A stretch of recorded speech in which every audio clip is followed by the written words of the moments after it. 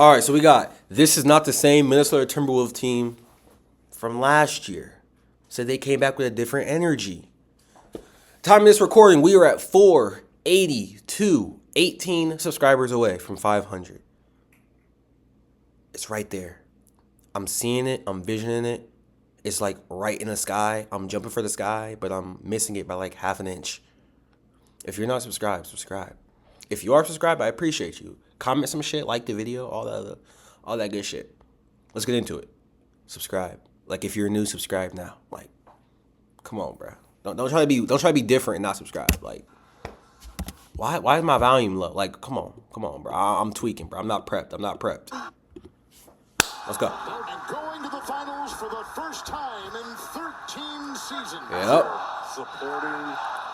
I ain't gonna lie. Mark the end of a chapter and the start of a. When I saw Ant walk to the back of the locker room with his head down like these, I knew next season, bro, he was gonna come in a whole different demeanor. I called that, and so far he's been terrorizing.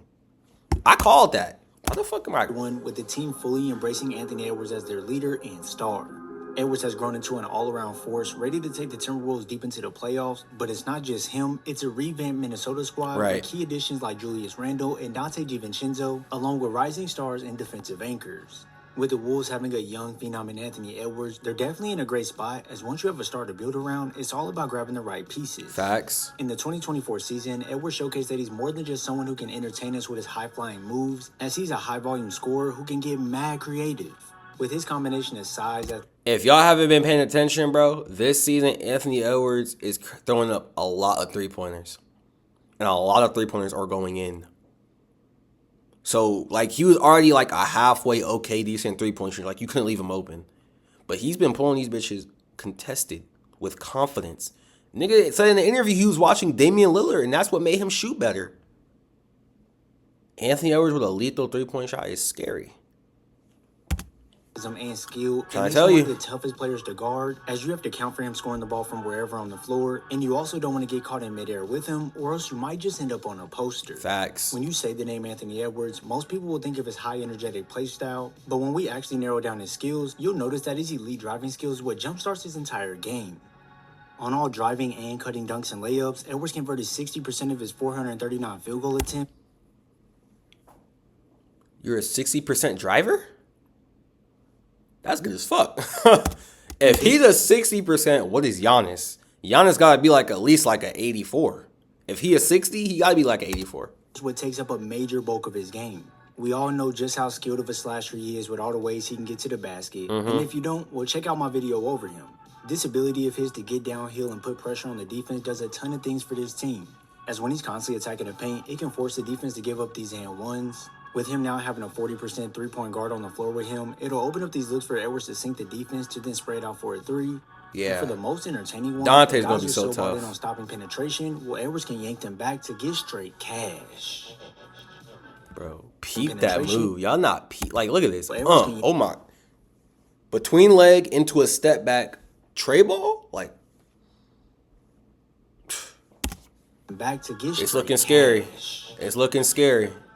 With Edwards being able to score the ball in multiple ways, it allows the Wolves to be more flexible with how they use him. And a key thing they need to do is continue to find him when he's spotting up. As last season, Edwards reined in 41% of his 2-catch-and-shoot threes per game. So now with another ball handler and DiVincenzo on the court with him, it should present many more opportunities. The reason this is so important is because when defenses have to worry about Ant shooting the three ball and Dante also being able to shoot it from three as well, this will force defenders to stay home, which will open up space for Julius Randle to create once he starts operating. Also, do you guys think the Timberwolves are getting back to the conference finals, bro? Like, realistically? You would assume they would, because they didn't really lose too much. They lost Cat. Obviously, he was a big part of that team. But I feel like they got an upgrade over Cat. They got Julius Randle and Dante. So, if you look at it in hindsight, they should be back. Not only They is should it be. offensively where Ant lifts his team up, as when you watch him on defense, you can see in one-on-one scenarios that he takes it personal to stick his man up. I understand that Ant can get caught ball watching, can be lazy at times when his man doesn't have the ball. But when he locks in, he can be a menace in the passing lanes with his 1.3 steals per game. Facts. And when guys think they can iso him to go score the ball, he shows them that it won't be easy at all. Having your star guard lead the way like this is incredible as it sets the tone for the entire team, and he won't be doing it alone as they have another hungry guard who's ready to step in and contribute, and that is Dante DiVincenzo. Yes, sir. I understand that the attention of this trade was mainly centered around Cat and Julius Randle, but when you look at the fit Dante will have next to Edwards, you can see why he's just as important in this deal. Yeah, if you don't know anything about Dante's game, bruh, go look at what he did in New York. Like, Dante is tough. Like, he's really becoming one of my favorite players. And he's not even an all-star, but it's like the little shit he does. Like, that nigga hustles. Like, he hustles his ass off. He plays defense. He scores. He locks shit up. He even shit talks from time to time. He can shit talk. He can handle it. Not no crazy. I'm not talking about no Kyrie shit, but he can handle it. He got like at least an 80 ball controller where he can get the pro animations in 2K. Dante's nice. Wolves needed a guard to go out there and be a volume scorer, and with DiVincenzo, you get just that. This guy is fearless, hungry, and just plays like he has a chip on his shoulder. After spending major time in Milwaukee, Golden State, and then playing with the Knicks, DiVincenzo has learned to mesh with different players, and now with Minnesota, he'll have more of a solid role to showcase his talents. The main thing he brings over to the Wolves is that three-point shooting, because now with Cat gone, the Wolves go down a shooter, but they regain a guard who can knock it down at volume. Not only does it help recoup on the three-point shooting that they lost, but now with Dante bringing his 40% shooting over to the Wolves, it'll open up the floor more, which will present different angles for Ant chopstick on him, and boy. this unlocks yet another level of offense for this team. I personally believe this fit will be seamless, as we all heard Anthony Edwards say he loves playing with Dante, and in the preseason so far, he's looked extremely comfortable. DiVincenzo can be used off ball to run off screens, he can initiate plays, and he understands when to cut within the offense. A lot of his value will come from his ability to be a versatile offensive player in terms of playmaking and shooting, as his hustle-hard mentality is something that disrupts opposing offenses. Last season, Dante was ranked at 6 in deflections with 3 per game, and 4th in steals per game at 1.3. So just because he isn't an elite defender, you got a block mixtape and shit. What the fuck? I knew he got blocks, but the way he doing it, 1.3. So just like, look at this. Like, this right here is high defensive fucking IQ. Like, the awareness to even like commit to a man like this and then leave your guy open. That's Halliburton, right? You had to leave Halliburton, who was last year shooting out a very high clip from 3. Come on now. One-on-one defender. Stop sleeping. Anything, because if you think he's a non-factor, then that's when he'll catch you off guard and be a pest on the defensive end. This right here is exactly what they need from a guard next to Anthony Edwards. And as much as Cat was loved and had a connection with Ant, I feel like the dog mentality Julius Randle has fits with Ant way more. Regardless of how you feel about his play style, Randle is one of those guys who will insert his will whenever he feels he needs. Randle, I feel like, was a way better fit with Ant because Randle can create his own shot and handle the ball. Cat wasn't. If you've seen what Randle's been doing, he grabs the rebound and he brings the ball. He's going to push it up the court. Cat was not doing that. Cat was going to get the board, give it up. Randle's going to get the ball, push it up court, take a fast break layup, get an and one layup. He's going to kick it. He's going to take a mid-range. He's going to do something. He's more mobile on offense. Cat was more of a let me spot up type of 3. He wasn't cross-tweening, let me get a 3. No. He was a post up or spot up 3-point shooter. That's it. And he barely passed the ball. Randle's not even that good of a passer either. But I'd rather have Randle pass me the ball than Cat. And this makes That's just me, though. The scheme for ways to slow him down. His intensity, toughness, and ability to impose his will on both ends of the floor is exactly what the Timberwolves need, especially in high-pressure playoff moments. In 2024, Randle averaged 24 points, 9 rebounds, and 5 assists, which highlights his versatility on the floor. People forgot how good Randle was, bro. Knock down shots in the mid-range, and when he attracts the attention from multiple defenders, he's great at making the right reads. When looking at Randle's scoring areas, he attempts most of his shots from inside the arc, where he converted 53% of his 12 two-point field goal attempts a night. And I understand that this isn't something you really break your neck at, but with the low post and the mid-range being areas where Randle likes to work, this now makes defenders have to sag in a little more, as he does have respect for most defenses. And now what does that open up? Well, you're going to have Anthony Edwards spotting up to knock it down, or you have Dante DiVincenzo waiting for his moment. Oh, he's breaking it down, valuable because he can find guys out these actions, but also with the inside being a sweet spot, he'll thrive off Edwards being able to make the defense collapse. I get it. It's nice when you have a big who you can kick it out to and hit a 3. But now you have a guy who specializes in close range. So once the defense overloads on the drive, well, now you have a dump off available to an aggressive Randle. This nigga right here is breaking this shit down to a T.